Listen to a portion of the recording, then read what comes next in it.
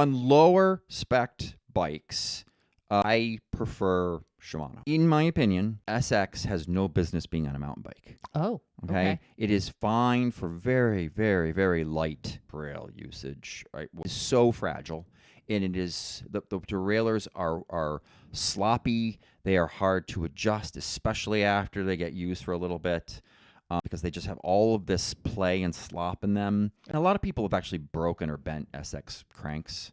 Ooh. So you actually will find most bike makers have realized this and have stopped speccing SX. Occasionally you see an SX shifter.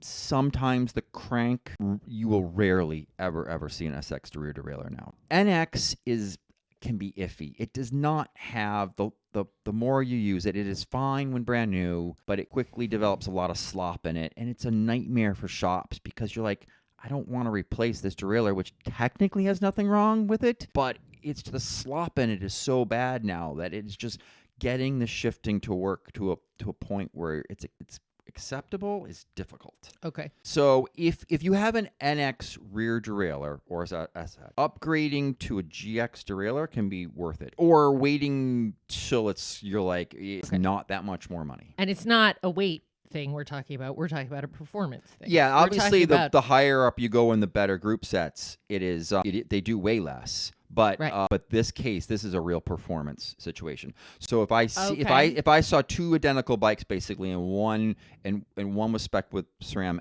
NX and one was spec'd with Shimano Dior, I would go with the Shimano Dior.